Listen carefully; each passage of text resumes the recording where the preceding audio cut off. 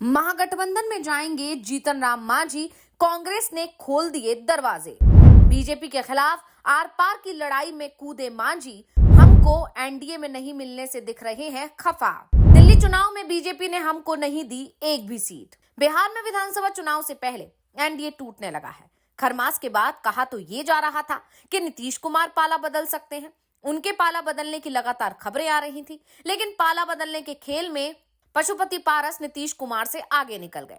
एक साल पहले पशुपति पारस पीएम मोदी और नीतीश कुमार दोनों के ही बेहद करीबी माने जाते थे, लेकिन लोकसभा चुनाव के साथ ही सब कुछ बदलता चला गया। पशुपति पारस को बीजेपी हाईकमान की तरफ से विधानसभा चुनाव में हिस्सेदारी दिए जाने का आश्वासन दिया जा रहा था, लेकिन पारस को बीजेपी पर भरोसा नहीं था। लेकिन चुनाव से पहले उन्होंने सुरक्षित ठिकाने की तलाश शुरू कर दी और अब एक और दल एनडीए से दूर जाता दिखाई दे रहा है।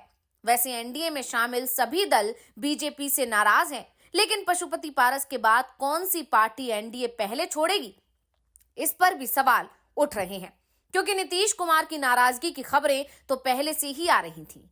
चिराग पासवान के तेवर भी अब पूरी तरह से बदले बदले दिख रहे हैं।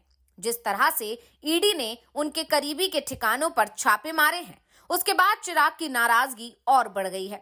इसका असर नीतीश सरकार के खिलाफ उनके हाल ही में आए बयानों से साफ हो रहा है। जीतन राम मांझी तो बीजेपी को अपनी औकात तक बताने की बात कर रहे हैं और अब खबर आ रही है कि जीतन राम मांझी के लिए कांग्रेस ने अपने दरवाजे खोल दिए हैं।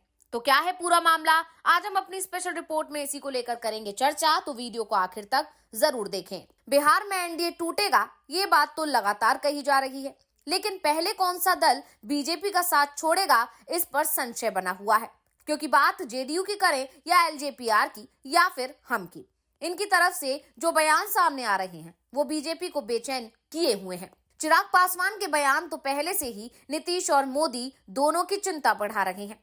उन्होंने नीतीश सरकार पर निशाना साधते हुए यहां तक कह दिया था कि बीपीएससी की परीक्षा को रद्द कर दोबारा से पेपर कराए जाने चाहिए, जबकि नीतीश कुमार साफ कर चुके हैं कि परीक्षा में किसी तरह की धांधली नहीं हुई है। इस बीच केंद्रीय मंत्री जीतन राम मांझी की नाराजगी की खबरें भी अब आने लगी हैं। उनके हालिया बयानों के बाद बिहार की राजनीति में हलचल मच गई है। एनडीए से उपेक्षित होने की बात करते हुए जीतन राम मांझी ने कहा था कि उन्हें दिल्ली और झारखंड में एक भी सीट नहीं दी गई।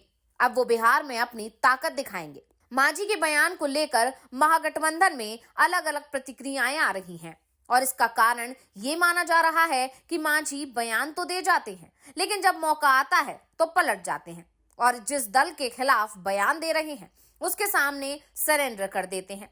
ऐसे में मांझी के बयान को लेकर महागठबंधन बेहद सतर्क दिखाई दे रहा है।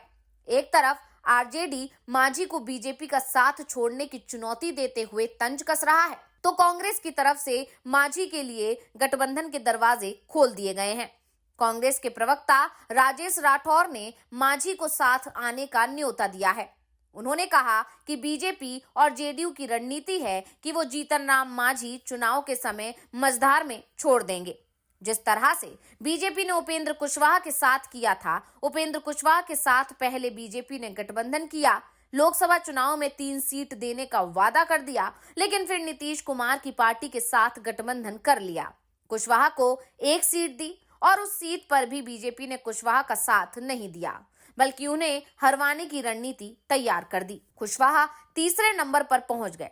बीजेपी ने जो उपेंद्र कुशवाहा के साथ किया, पशुपति पारस के साथ तो उससे भी ज्यादा गलत किया।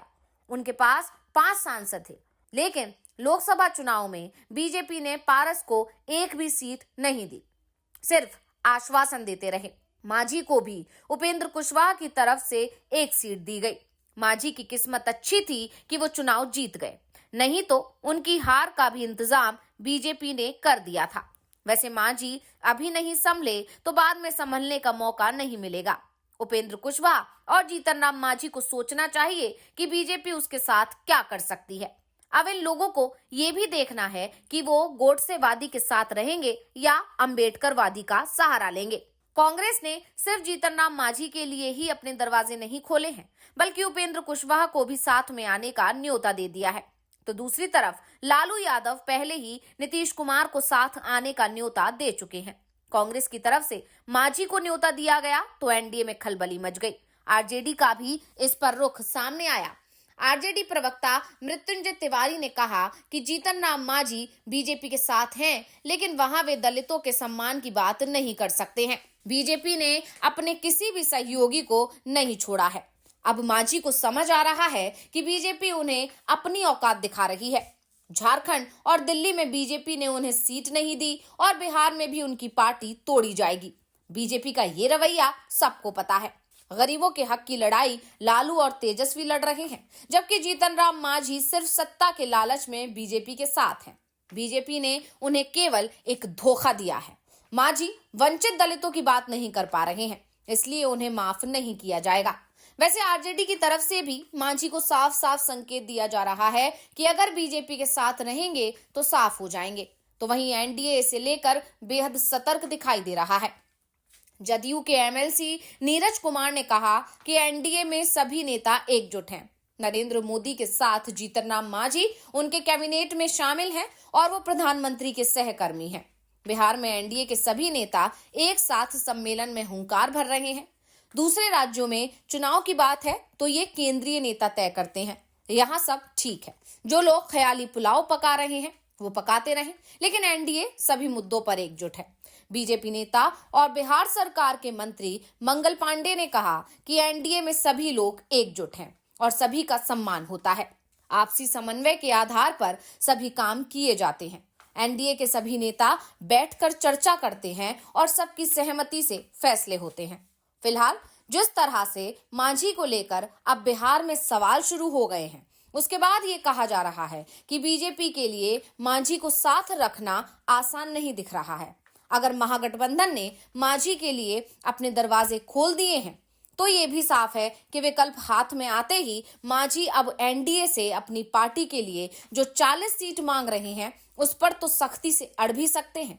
और बीजेपी ने अगर मांझी की शर्त नहीं मानी, यानी मनचाही सीटें हमको नहीं दी, तो मांझी पाला भी बदल सकते हैं। वैसे भी मांझी नीतीश कुमार की तरफ कई बार पाला बदल चुके हैं और एक बार और पाला बदल जाते हैं तो किसी तरह के आश्चर्य की बात नहीं होगी। और इसीलिए अब तमाम तरह की अटकलें सियासी गलियारों में लगने लगी हैं और अब बीजेपी बहुत ज्यादा परेशान है, क्योंकि उसके सभी सहयोगी कहीं ना कहीं महागठबंधन की तरफ झुकाव दिखाते नजर आ रहे हैं और जो झुकाव नहीं दिखा रहे हैं उन्हें महागठबंधन अपने पास लाने के लिए ऑफर दे रहा है। तो रिपोर्ट आपको कैसी लगी हमें कमेंट करके अपनी राय जरूर दीजिएगा। इसी के साथ वीडियो को लाइक करें, वीडियो को शेयर करें और चैनल को सब्सक्राइब करना ना भूलें।